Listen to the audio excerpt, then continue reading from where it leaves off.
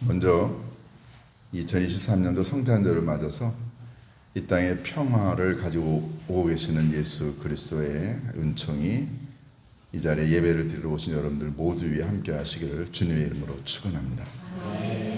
한번 옆에 계신 분들하고 평화 인사를 나눠볼까요? 양옆에 앞뒤에 계신 분들하고 주님의 평화와 함께 하시기 바랍니다. 한번 인사하시겠습니다. 네. 앞에 계신 분들은 잘 하시는데 뒤에 계신 분들은 다시 한번 하겠습니다. 저기 악수하셔야 됩니다. 다시 한번 주님의 평화 함께 하시기 바랍니다. 뒤에 계신 분들하고도 뒤에 계신 분들하고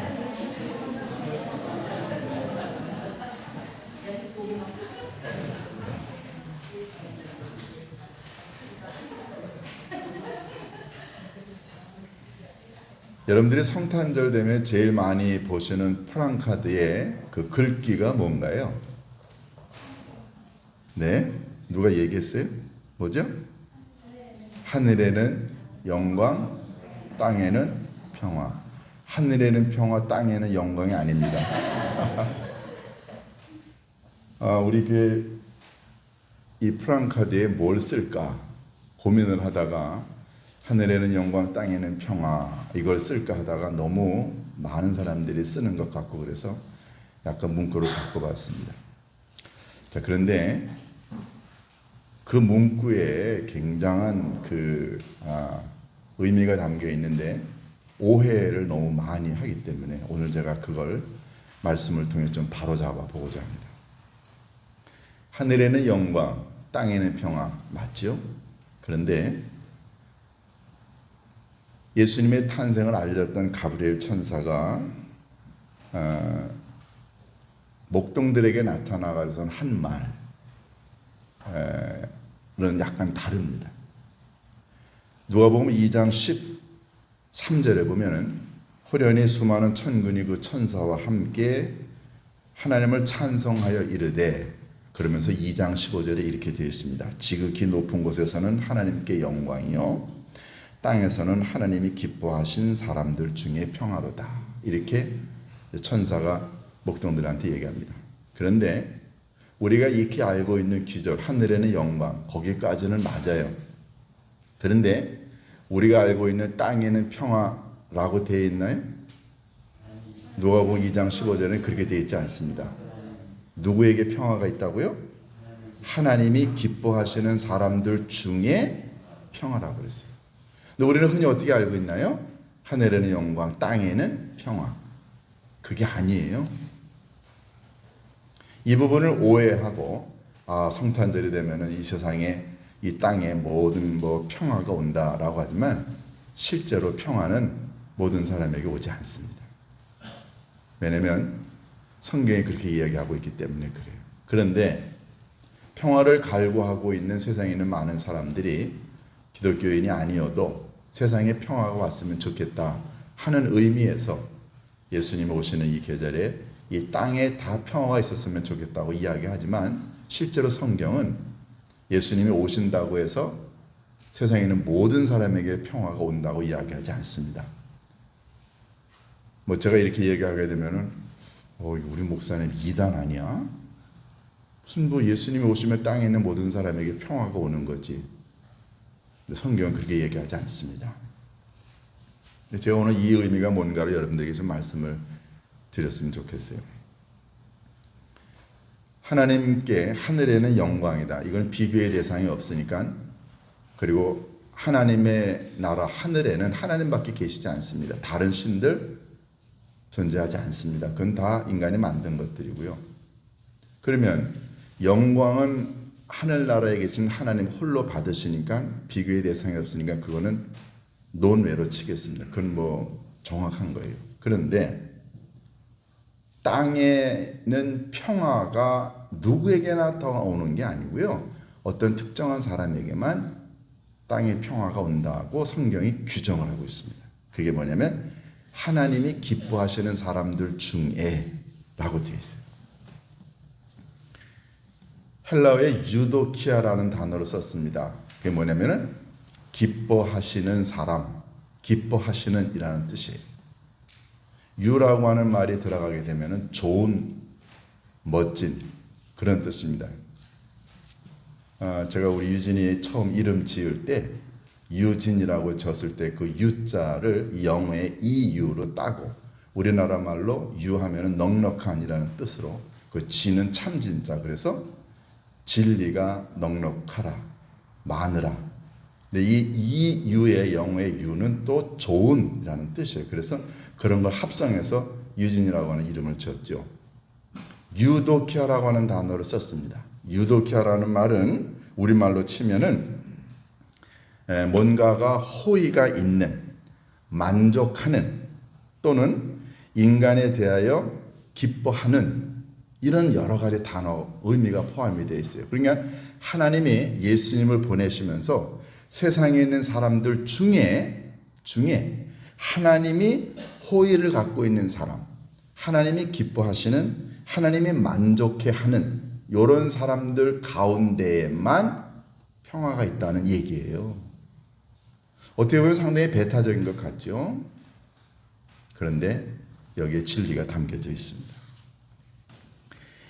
예수님이 땅에 오시면서 평화를 가지고 오시죠. 그러나 여기에는 전제 조건이 있습니다.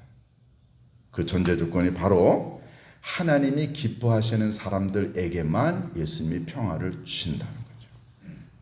근데 우리는 이걸 잘 몰라가지고는 무조건 하늘에는 영광, 땅에는 평화라고 이야기하지만 사실은 이 크리스마스 때에도 예수님이 가지고 오시는 평화를 경험할 수 있는 사람은 따로 있습니다. 여러분이 하나님이 기뻐하시는 사람이 될 때만 예수님이 여러분들에게 평화를 주신다는 거죠. 이게 제 말인가요? 오늘 성경에 있는 말씀 그대로입니다.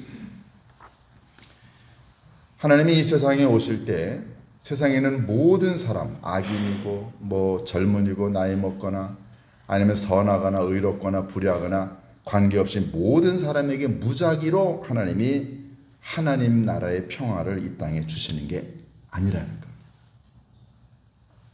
하나님이 기뻐하시는 사람, 유도키아, 하나님이 만족해하는 사람, 하나님이 행복해하는 사람, 하나님이 기뻐하시는 사람들에게만 예수님의 평화를 주신다는 거죠.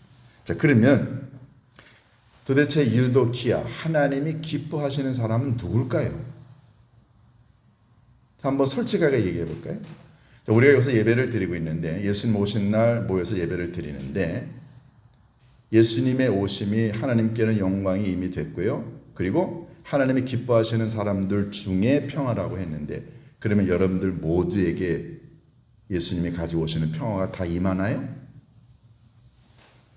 이게 제가 이런 질문을 하게 되면 여러분들이 뜨끔할 거예요. 이게 아니 그 예수님이 오시는 평화는 오시면은 모든 사람에게 평화를 준다고 했는데 하나님이 기뻐하시는 사람들 중에만 평화라고 한다면 나는 그 하나님이 기뻐하시는 사람의 범주에 들어가나 안 들어가나 우리가 물어야 될 거 아닙니까? 오늘 그 말씀을 좀 여러분과 함께 나누고 싶습니다. 하나님이 기뻐하시는 사람에게만 하나님이 평화를 준다고 한다면 그 의미는 뭘까요? 첫 번째, 하나님과 평화의 관계를 맺고 있는 사람이 하나님이 기뻐하시는 사람입니다. 여러분 이게 굉장한 의미가 있어요. 자, 예를 들어 볼까요? 여러분들이 누구하고 기쁜 관계를 맺고 있어요. 좋은 관계를 맺고 있습니다. 방문도 서로 하고 밥도 같이 먹고 여행도 같이 하고 얘기도 나누고 굉장히 그 사람하고 좋은 관계를 맺고 있습니다. 여러분이 그 사람을 기뻐하는 사람이에요. 그러면 그 사람하고 여러분과의 관계는 어떤 관계인가요? 평화스러운 관계죠. 여러분이 그 사람을 기뻐하고 좋아하고 만족해 하면 그 사람과 평화의 관계를 맺고 있는 거예요. 그런데 만약에 여러분이 누군가하고 관계가 안 좋아요. 뒤돌아서면 욕하고 으르렁거리고 저주하고 미워하고 부정하고 그러면 그 사람하고 여러분이 평화의 관계가 있나요? 아닙니다. 하나님께서 예수 그리스도를 이 땅에 보내시는 오늘 정말로 하나님이 주시고자 하시는 이 평화는 하나님하고 먼저 평화의 관계를 맺고 있는 사람, 좋은 관계를 맺고 있는 사람, 이 사람에게 하나님의 평화를 주시고자 하시는 거예요. 그러면 하나님과 평화의 관계를 맺으려면 어떻게 해야 합니까? 하나님과 평화의 관계를 맺으려면 어떻게 해야 되나요? 세례 요한이 예수님보다 6개월 먼저 와서 사역 시작했습니다. 세례 요한이 요단강가에서 복음을 증언할 때 뭐라고 그랬나요? 회개하라 그랬어요. 회개하라. 하나님의 심판의 도끼가 나무 뿌리에 놓였다. 회개하라. 세례 요한은 예수님보다 6개월 전에 왔습니다. 세례 요한의 역할은 이 땅에 평화를 가지고 오시는 하나님의 아들 예수 그리스도의 길을 예비하려고 왔다고 그랬어요. 그러면 세례 요한이 증언한 복음의 모든 내용은 예수 그리스도를 준비하기 위하여 우리가 뭘 해야 되느냐를 이야기하는 거예요. 세례 요한은 아주 분명하게 규정했습니다. 회개하라.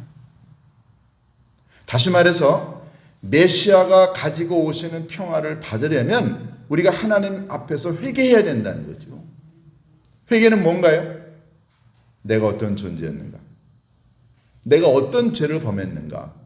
하나님과 사람들 앞에서 내가 지은 죄가 뭔가, 내가 갖고 있는 허물이 뭔가에 대한 아주 분명한 자기 인식이 있어야 된다는 거죠. 뭐 교회를 뭐 빠졌다, 뭐 헌금을 덜 냈다, 뭐 봉사를 덜 했다, 이런 개념이 아닙니다. 정말로 내가 하나님의 자녀로 이 땅에서 살아가는 동안에 마음을 다했나, 내가 진심을 다했나, 내가 정말로 흠없이 살아왔는가, 내 자신의 삶을 되돌아보고 아버지 하나님께 나아가 하나님을 되돌아보니 제가 너무너무 입이 더러웠고 마음이 더러웠고 행동이 더러웠고 냄새나네요. 하나님 보시기에 얼마나 더러운 존재인가요?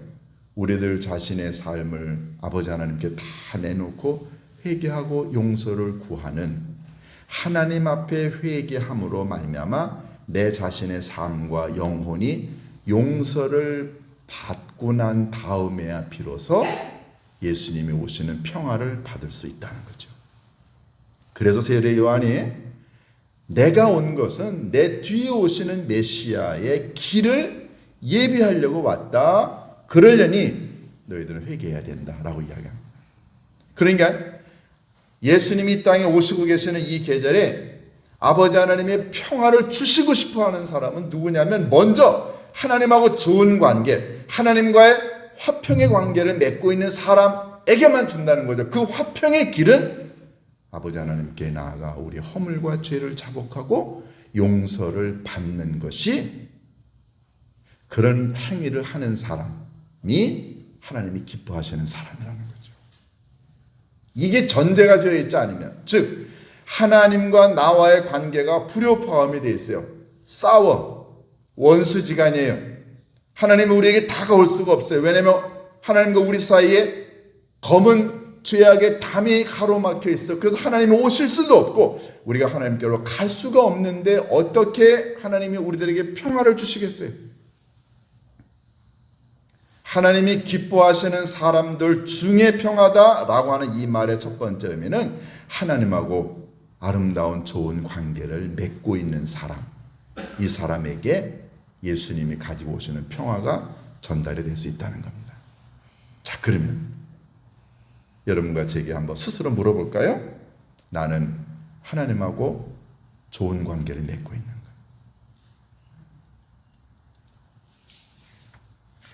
하나님과 나와의 관계는 수직적인 관계입니다. 그러니까 하나님이 내게 말씀을 하세요. 우리가 성경을 읽을 때, 기도할 때, 이렇게 설교를 들을 때, 아니면 공부를 할 때 수도 없이 하나님이 내게 말씀을 하시는데 나는 내게 말씀하시는 하나님의 음성과 뜻을 무시하고 안 들은 척하고 부담된다고 하고 그거는 내게 임하는 게 아니라고 생각하고 거절하고 돌아서고, 하나님이 내게 하시는 모든 말씀에 대해 내가 순종하지 않으면 조금씩 하나님은 우리들과 관계가 멀어집니다. 여러분들 자녀를 기를 때 부모가 자녀들에게 이렇게 했으면 좋겠다, 저렇게 했으면 좋겠다, 많은 길을 얘기하는데 자녀가 그거는 나한테 안 맞아요. 그건 엄마 생각이에요. 그건 아버지 생각이에요. 나는 그렇게 생각 안 해요. 그건 과한 요구예요. 부모가 자꾸만 얘기하는데 자녀가 그거를 뒤틀고 거절하고 불순종하면, 그러면 그 부모와 자녀 사이가 어떨까요? 뭐가 다르나요? 하나님이 기뻐하시는 사람이라고 하는 말은 하나님과 화평의 관계를 맺는 사람인데, 이 화평의 관계는 자기 자신의 허물과 죄와 부족함을 깨닫고, 아버지 하나님, 제가 범죄했네요. 제가 아버지 하나님께 불순종했네요. 제가 하나님의 말씀을 우습게 여겼네요. 어느 날 그렇게 살아왔던 자녀가 부모님께 와서 엄마, 아버지 가만히 지내고 나니까 엄마, 아버지가 내게 했던 말이 정말 옳았네요. 내가 괜히 그때 고집을 피우고 자존심을 내세웠던 거 너무너무 잘못했습니다. 그렇게 부모님께 다가와 회개하면 관계가 회복이 되지요? 그러면 평화의 관계가 이루어지는 겁니다. 그러니까 예수님이 가져오시는 평화를 받으려면 나 자신이 먼저 하나님하고 좋은 관계를 맺어야 된다는 거죠. 수직적인 관계에서. 그런데 늘 하나님의 말씀을 우습게 여기고 거부하고 게으르고 나태하고 그리고 인색하고 하나님의 말씀을 삶 속에서 아무리 들어도 깨닫지도 못하고 그렇게 무지몽매한 인간으로 살아가는데 어떻게 하나님하고 좋은 관계를 맺을 수 있나요? 이게 굉장히 중요한 내용입니다. 그래서 하나님과의 관계를 아름답게 평화의 관계를 맺고 있는 사람이 하나님이 기뻐하시는 사람이다. 그 사람에게만 예수님이 평화를 가져다 주십니다. 자, 두 번째. 첫 번째가 하나님과의 수직적인 관계에서의 평화라고 한다면, 두 번째 하나님이 기뻐하시는 사람은, 하나님이 정말로 평화를 주고 싶어하는 사람은 이웃과의 수평적인 관계에서 평화를 이루고 있는 사람. 이 사람이 하나님이 기뻐하시는 사람입니다. 그런데 여러분, 수직적인 하나님과 나와의 관계에 평화가 이루어지면 자동적으로 수평적인 관계에 있어서의 평화가 이루어집니다. 나와 하나님 관계가 아름다워지면요, 자동적으로 주변에 있는 사람들하고 좋은 관계를 맺을 수 있습니다. 그런데 내가 근본적으로 하나님과 관계가 안 좋아요. 불순종하고 게으르고 나태하고 거부하고 말씀을 무시하고 교만하고 살아와서 하나님하고 나하고 관계가 좋지 않은 사람이 다른 사람하고 관계가 좋을까요? 그건 말이 되지 않습니다. 여러분, 예수님의 십자가가 수평과 수직이 교차되는 이유가 뭔가요? 그것은 바로 하나님과 나와의 관계가 수직적인 관계가 아름다운 하나님이 기뻐하시는 관계, 평화의 관계가 이루어지게 되면 자동적으로 나는 누구하고도 좋은 관계를 맺을 수 있습니다. 제가 예를 들어볼까요? 여러분, 누구하고 잘 싸우는 사람들 있죠? 자기하고도 싸우고 누구하고도 다 싸워. 그냥 뭐 전투적인 사람, 투쟁적인 사람, 이런 사람 하나님하고 관계가 좋을까요? 절대 그렇지 않습니다. 기도하지 않고 죄를 회개해 본 적 없고 성실하지 않고 진실하지 않고 하나님과의 관계가 틀어져 있기 때문에 옆에 있는 사람과의 관계가 틀어지는 거예요. 그런데 하나님과 나와의 관계가 너무너무 아름답고 좋고 평화스러운 관계인 사람은 이 마음속에 하나님의 평화가 있기 때문에 누구하고도 평화의 관계를 맺을 수 있습니다. 이런 사람에게 아버지 하나님 말씀하십니다. 하나님이 기뻐하시는 내가 기뻐하는 사람들 중에 평화가 임하리라. 여러분은 어떠세요? 제가 이 말씀을 준비하면서 마음속에 이런 질문을 해봤습니다. 뭐가 먼저인가? 사람과의 평화스러운 관계가 먼저일까요? 아닙니다. 하나님과 나와의 관계가 평화의 관계로 설정되는 것이 우선입니다. 매일 남편하고 싸우는 아내, 아내하고 싸우는 남편, 부모하고 싸우고 동료하고 싸우고 직장 상사하고 싸우고 형제간에 싸우고 누구하고도 맨날 싸운다고 한다면 뭐가 없는 거예요? 하나님과의 아름다운 관계, 평화가 없기 때문에 입만 열면 싸우는 거예요. 사람들 잡아먹으려고. 그런데 하나님하고 좋은 관계를 맺고 있는 사람은 마음이 이미 평하니까 입에서 나오는 말이나 표정이나 행동이 아름다운 겁니다. 여러분 어떠세요? 성탄절이요. 예수님이 이 땅에 평화를 가지고 오시는데 예수님이 오시다가 탁 보니까 저 사람은 하나님과의 관계가 별로 좋지 않네. 맨날 하나님의 말씀을 우습게 여기고 그리고 나태하고 부정적이고 사람들하고의 관계가 좋지 않아? 그런데 왜 예수님이 그 사람에게 평화를 줘야 되나요? 아닙니다. 성경이 분명히 언급합니다. 하나님이 기뻐하시는 사람들 중에 평화로다. 여러분과 제가 하나님이 기뻐하시는 사람 범주에 들어갈 때만 성탄절 예배는 의미가 있고 예수님의 평화가 우리들에게 임하게 될 줄로 믿습니다. 여러분들 중에 아무도 예외 없이 먼저 하나님과의 관계 회복, 그래서 그 결과로 이웃과의 관계 회복이 아름답게 되면 자동적으로 예수님이 오시면서 가지고 오시는 평화가 여러분과 제 삶 속에 확실하게 펼쳐지게 될 줄로 믿습니다. 그래서 여러분과 제가 진정한 의미의 평화의 사람이 될 수 있기를 주님의 이름으로 축원합니다. 기도하십니다. 고마우신 아버지 하나님, 예수님이 가지고 오시는 이 평화는 아무에게나 적용이 되는 것이 아니라 아버지 하나님과의 평화의 관계를 맺고 그리고 이웃과의 평화의 관계를 맺은 사람만이 예수님의 평화가 적용이 된다는 사실을 믿습니다. 아버지 하나님, 오늘 주님이 탄생하신 아름다운 날, 주님이 양손에 들고 계시는 그 평화가 우리의 마음속 영혼 속 깊은 곳에 펼쳐질 수 있도록 우리들의 삶 자체가 먼저 하나님과 이웃과의 관계에서 평화의 관계를 맺게 인도하여 주옵소서. 그리하여 올해 이 성탄절이 그 어느 때보다도 우리들의 삶에 아름다운 기억될 만한 풍성한 의미 있는 이런 성탄절이 되게 인도하여 주옵소서. 우리 주 예수 그리스도의 이름으로 기도하옵나이다.